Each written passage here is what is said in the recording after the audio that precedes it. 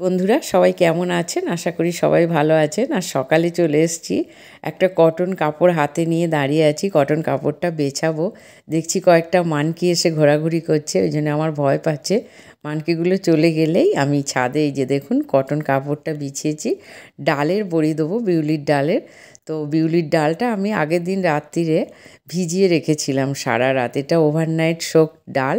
ভালোভাবে ভিজিয়ে যাওয়ার পর এটা মিক্সিতে আমি গ্রাইন্ড করে নিচ্ছি, বেশি পাতলা হবে। মোটামুটি ডালটাকে মিক্সিতে একটা মোটামুটি স্মুথ পেস্ট বানিয়ে নিয়েছি।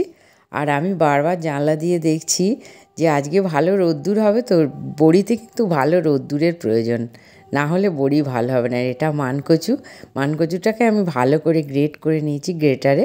মানকচুটা এই ডালের মধ্যেই মেশাবো। তো প্রথমে ডালটা আমি, ডাল আর মানকচু দুটোই এখানে আছে, একটা ডেচকিতে ডালটা রেখে তার উপর গ্রেট করা মানকচুটা দিয়ে দিলাম, আর দিয়ে দিলাম কালো জিরে, 1 চা চামচ দিলাম হিং। সব কিছুই ভালো করে মিশিয়ে নেবো। আর এটা আমার ঠাকুর ঘর, আমার শাশুড়ি মা এসছেন, উনি পুজো টুজো করেই এখানে ব্রেকফাস্ট করবেন, বসে আছে।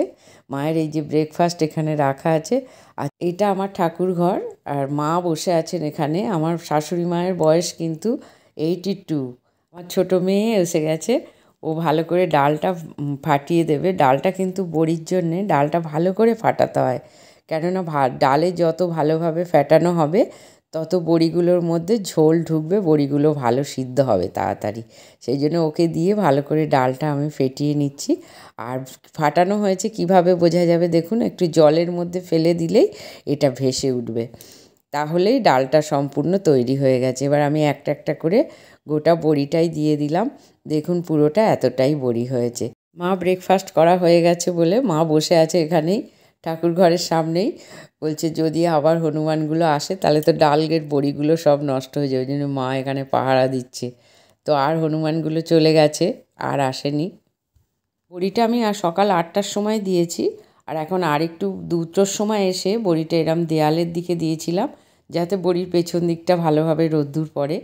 তারপরে একটু টেনে যাওয়ার পর আবার এইভাবে টানিয়ে দিয়েছি। বিকালবেলা চলে এসেছি, সন্ধে প্রায় হব 4:30 5টা এখন বাজে। তো দেখুন বড়িটা প্রায় অনেকটাই শুকিয়ে গেছে, আর সূর্য প্রায় অস্ত যাচ্ছে। রাতও বড়িটা ঘরের মধ্যেই রেখেছিলাম, পরের দিন সকালেও বড়িটাকে এইভাবে ঝুলিয়ে দিলাম। তারপরে পুরো দিনটা আজ ভালোই রোদ্দুর হয়েছে, পুরোপুরি 2 দিনের রোদ্দুরে বড়িটা ভালোই শুকনো হয়ে গেছে। দেখুন একটা একটা করে তুলছি, সব বড়িগুলো পুরোই শুকনো হয়ে গেছে। আমি আর একদিনও বড়িগুলো রোদ্দুরে দেবো।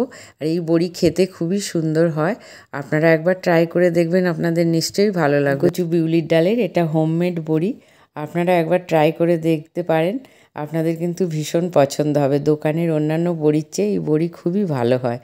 যারা যারা বড়ি ভালোবাসে তারা একবার এই রকমভাবে বড়ি দিয়ে ট্রাই করে দেখতে পারেন, আপনাদের খুবই ভালো লাগবে। বন্ধুরা আজ ভিডিওটা আমি এখানেই শেষ করলাম, সবাই ভালো থাকবেন।